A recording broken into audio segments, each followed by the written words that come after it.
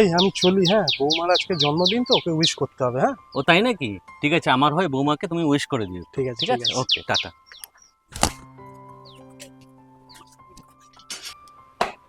আরে বাবা, তোমার মর্নিং ওয়াক হয়ে গেল? হ্যাঁ মর্নিং ওয়াক তো হয়ে গেল। আজকের দিনটা কি তোমার মনে আছে? তোমার মনে আছে? Happy birthday. হ্যাঁ হ্যাঁ ঠিক আছে, ভালো থেকো, থ্যাংক ইউ বাবা। সুখে থেকো বৌমা। তা অয়ন তোমাকে আজকে কোথায় ঘুরতে নিয়ে যাবে?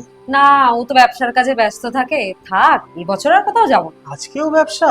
তুমি এক কাজ করো, বিকেলবেলা রেডি থাকবে, অয়ন তোমাকে ঠিক ঘুরতে নিয়ে যাবে। আমি অয়নের সাথে কথা বলে নিই। ঠিক আছে বাবা। এ বাবু এদিকে শোন। কি হয়েছে বাবা? কি রে, বৌমাকে নিয়ে আজকে কোথাও ঘুরতে যাবি না? কেন, ওকে নিয়ে কি আমার কোথাও যাওয়ার কথা ছিল?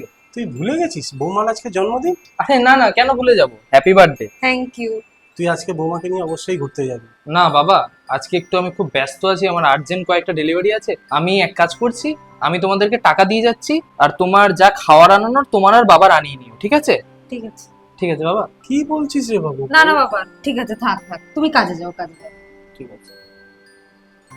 বাবু একটু দাঁড়া, তোর সাথে কথা আছে। বৌমা যাও, তুমি কাজ করো, আমি আসছি। ঠিক আছে।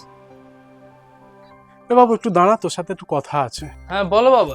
দেখ বাবু, টাকা পয়সা রোজগার করছিস, কাজকর্ম করছিস, সব ঠিক আছে, কিন্তু তোর যে জীবন সঙ্গিনী, তাকেও তো সময় দিতে হবে। বাবা দেখো, সেসব বুঝলাম, তাই বলে কি আমি কাজকর্ম সব ছেড়ে বাড়িতে বসে থাকবো?